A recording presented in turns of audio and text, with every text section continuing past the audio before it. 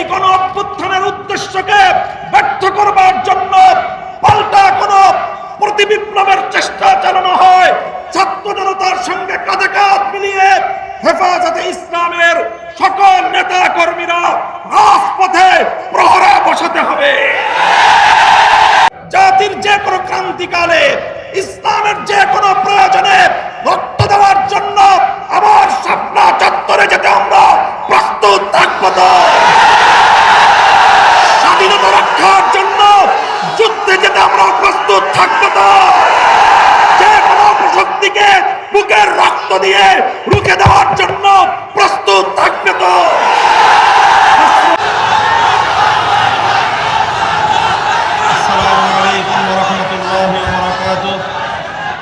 হেফাজতে ইসলাম বাংলাদেশ কর্তৃক আয়োজিত নৈরাজ্য প্রতিরোধ ও শান্তি প্রতিষ্ঠার লক্ষ্যে আয়োজিত আজকের এই গণসমাবেশে উপস্থিত সংগ্রামী সভাপতি, উপস্থিত হেফাজতে ইসলাম বাংলাদেশের কেন্দ্রীয় নেতৃবৃন্দ, সমবেত দেশবাসী, তৌহিদি জনতা, আমি আমার বক্তব্যের শুরুতেই শ্রদ্ধা ভরে স্মরণ করছি 2009 সালের পিলখানা ট্রাজেডিতে নিহত সকল সামরিক কর্মকর্তা ও অন্যান্যদের। স্মরণ করছি 2013 সালে শাপলা চত্বরে গভীর রজনীতে জালিমের বুলেটের আঘাতে ঝাঁঝরা হওয়া আমার শহীদ ভাইদের। স্মরণ করছি 2014 সালের নির্বাচনের পূর্বে জালিমের নির্যাতনে নিহত সকল বিরোধী মতের শহীদদের। স্মরণ করছি 2021 সালের মোদী বিরোধী আন্দোলনে জালিম শাহীর নির্যাতনে নিহত আমার হেফাজতে ইসলামের কর্মী ভাইদের। স্মরণ করছি 2024 সালের কোটা বিরোধী ও বৈষম্য কোটা সংস্কার ও বৈষম্য বিরোধী ছাত্র গণ আন্দোলনের শাহাদাতপ্রাপ্ত 5 শতাধিক আমার সেই তরুণ ছাত্র জনতা সহ সকল শহীদদের।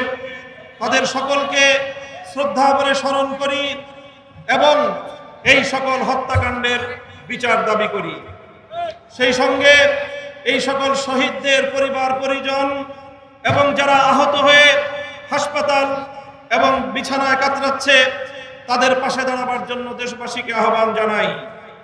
সেই সঙ্গে আমি এই সকল হত্যাকাণ্ডের সঙ্গে জড়িত বিগত ফ্যাসিবাদী জালিম সরকার এবং এই হত্যাকাণ্ডের সঙ্গে সরাসরি জড়িত প্রশাসনের সকল ব্যক্তিদের, দায়ীদের বিচার করে তাদেরকে যথোপযুক্ত শাস্তির ব্যবস্থা নিশ্চিত করার। সাথী ও বন্ধুগণ, আজ এই হেফাজতে ইসলামের মঞ্চ থেকে অন্তর্বর্তীকালীন সরকারকে আমি স্বাগত জানাই, তাদেরকে আহ্বান জানাই, বলতে চাই দেশ ও জনগণের পক্ষে আপনারা যে কাজ করবেন তার প্রতি আমাদের অকুণ্ঠ সমর্থন থাকবে। আমরা আশা করব দেশ, জাতি ও ইসলাম বিরোধী কোনো কাজে আপনারা পদক্ষেপ নেবেন না, আপনাদের দ্বারা সেই ধরনের কোনো কাজ হবে না। আমরা দেশবাসীর নিরাপত্তার প্রতি দৃষ্টি আকর্ষণ করতে চাই। সংখ্যালঘু, ইন্ডাস্ট্রিয়াল এরিয়া, বিভিন্ন মার্কেট সহ ব্যবসা বাণিজ্যের স্থান, আবাসিক এলাকা, মহাসড়কগুলোতে আমাদের হেফাজতে ইসলামের নেতাকর্মী, আলেম সমাজ দেশবাসীকে ভলেন্টিয়ারের দায়িত্ব পালন অব্যাহত রেখে দেশে শান্তি শৃঙ্খলা অব্যাহত রাখার জন্য যে কোনো ত্যাগ স্বীকার করতে আমি আহ্বান জানাই। সেই সঙ্গে সংখ্যালঘু ইস্যুটিকে অযথা অপ্রয়োজনে এটিকে গণমাধ্যমের সামনে অযাচিতভাবে উপস্থাপন করে দেশের ভাবমূর্তি ক্ষুণ্ণ না করার জন্য সংশ্লিষ্ট সকলের প্রতি আমি উদাত্ত আহ্বান জানাই। সেই সঙ্গে আমি আজ এই মঞ্চ থেকে স্মরণ করছি বাংলাদেশের লক্ষ কোটি প্রবাসী রেমিটেন্স যোদ্ধাদেরকে, যারা বাংলাদেশের অর্থনীতির মেরুদণ্ডকে সোজা রেখেছে, যাদের রেমিটেন্স যুদ্ধে ফ্যাসিবাদী সরকারের অর্থনীতির ভিত ধসে পড়েছিল। সুতরাং আবার তাদেরকে আমি আহ্বান জানাতে চাই, বাংলাদেশের প্রবাসীরা যারা যেখানে আছেন, আপনারা রেমিটেন্স পাঠিয়ে আমার দেশের নতুন সরকারকে সহযোগিতা করুন। দেশের অর্থনীতি পুনর্গঠনে আপনারা ভূমিকা পালন করবেন। সেই সঙ্গে আমি অন্তর্বর্তীকালীন সরকারকে উদাত্ত আহ্বান জানাতে চাই, রেজিম সরকারের বিরুদ্ধে বাংলাদেশের ছাত্র জনতার পাশাপাশি গোটা বিশ্ব জুড়ে আমাদের প্রবাসী ভাইয়েরা তারা রাজপথে নেমে এসেছিল। আন্দোলন সংগ্রাম করতে গিয়ে স্থানীয় রাষ্ট্রের আইন শৃঙ্খলা পরিপন্থী কাজ হয়ে যাওয়ায় তারা অনেকেই বন্দী জীবন যাপন করছে। কূটনৈতিক যোগাযোগের মাধ্যমে অতি দ্রুত তাদের সকলের পাশে দাঁড়িয়ে আমার সেই সকল প্রবাসী ভাইদেরকে মুক্ত করার ব্যবস্থা গ্রহণ করবেন। বৈষম্য বিরোধী আন্দোলনের প্রধান বৈশিষ্ট্য ছিল অভূতপূর্ব ঐক্য। এখানে স্কুল, কলেজ, ভার্সিটি থেকে আমার মাদ্রাসার ছাত্ররা পর্যন্ত যেভাবে টেকনাফ থেকে তেতুলিয়ায় হাতে হাত রেখে এক অভূতপূর্ব ঐক্যের মেলবন্ধন তৈরি করেছিল, পরাজিত শক্তি ঢুকে পড়ে আজকে মাদ্রাসা এবং জেনারেল শিক্ষার্থীদের মধ্যে ফাটল সৃষ্টি করবার অপচেষ্টা চালাচ্ছে। হেফাজতে ইসলামের পক্ষ থেকে সকল ছাত্র জনতার প্রতি আমি উদাত্ত আহ্বান জানাতে চাই, কোন ষড়যন্ত্রের মধ্যে আমরা পা দেব না, কোন ষড়যন্ত্র কানে তুলব না। আমাদের এই ঐক্যকে অটুট রাখতে হবে। আমাদের মঞ্জিল এখনো বহুদূর। আমাদের এই অর্জিত বিজয়কে মঞ্জিলে মাকসাদে পৌঁছাতে হলে আমাদেরকে আরো বহু পথ চলতে হবে।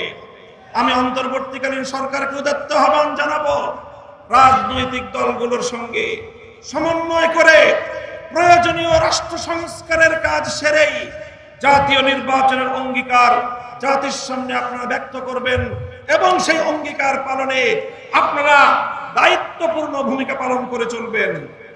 পুলিশ সহ আইন শৃঙ্খলা রক্ষাকারী বাহিনীকে দায়িত্ব গ্রহণের অনুকূল পরিস্থিতি তৈরিতে আলেম সমাজের প্রতি উদাত্ত আহ্বান জানাচ্ছি। আপনারা দেশপ্রেমিক সশস্ত্র বাহিনীর সঙ্গে কাঁধে কাঁধ মিলিয়ে থানাগুলোকে নিরাপত্তা দিন।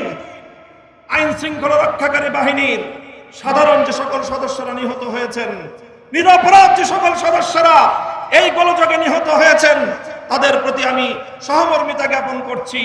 সেই সঙ্গে যেই সকল দুষ্কৃতিকারী অফিসারদের নির্দেশে এই সরল প্রাণ সাধারণ পুলিশ সদস্যদের জীবন গিয়েছে, এর জন্য তাদের উপযুক্ত বিচার বিভাগীয় তদন্তের মাধ্যমে শাস্তি নিশ্চিত করার উদাত্ত আহ্বান জানাচ্ছি। আমি হেফাজত, আলেম সমাজ ও বিরোধী মতের লোকদের বিরুদ্ধে দায়েরকৃত সকল মিথ্যা মামলা অনতিবিলম্বে প্রত্যাহার করার আমি জোর দাবি জানাচ্ছি। ছাত্র জনতার ফ্যাসিবাদ বিরোধী অভ্যুত্থানের উদ্দেশ্য বানচালের চেষ্টা চলছে, আজও চেষ্টা হয়েছে। আমার ছাত্র জনতাকে আমি ধন্যবাদ জানাই, যারা বিগত সরকারের সবচেয়ে বড় অত্যাচার এবং বৈষম্যের হাতিয়ার বিচার বিভাগকে কলঙ্কিত করবার সেই প্রয়াসকে তারা নস্যাৎ করে দিয়েছে। এই সঙ্গে বলতে চাই, যদি এই গণ অভ্যুত্থানের উদ্দেশ্যকে ব্যর্থ করবার জন্য পাল্টা কোন প্রতিবিপ্লবের চেষ্টা চালানো হয়, ছাত্র জনতার সঙ্গে কাঁধে কাঁধ মিলিয়ে হেফাজতে ইসলামের সকল নেতা কর্মীরা রাজপথে প্রহরা বসাতে হবে। যেভাবে ট্রাফিকিং ব্যবস্থার মাধ্যমে গোটা দেশে আমাদের ছাত্র জনতা নির্বিশেষে জনগণের যেইভাবে সেবা করে যাচ্ছে, স্বাগত জানাই। অনতিবিলম্বে ট্রাফিক পুলিশদেরকে দায়িত্বে নিয়োজিত করবার জন্য সরকার এবং প্রশাসনকে যথোপযুক্ত দায়িত্ব ভূমিকা পালন করার উদাত্ত আহ্বান জানাই। সংগ্রামী সাথী ও বন্ধুগণ, হেফাজতে ইসলাম ছিল, হেফাজতে ইসলাম আছে। আগামী দিনের জাতির যে কোনো ক্রান্তিকালে ইসলামের যে কোনো প্রয়োজনে রক্ত দেওয়ার জন্য আবার শাপলা চত্বরে যেতে আমরা প্রস্তুত থাকবো। স্বাধীনতা রক্ষার জন্য যুদ্ধে যেতে আমরা প্রস্তুত থাকবো। যে কোনো অপশক্তিকে বুকের রক্ত দিয়ে রুখে দেওয়ার জন্য প্রস্তুত থাকবে। তো আসসালামু আলাইকুম ওয়া রাহমাতুল্লাহ।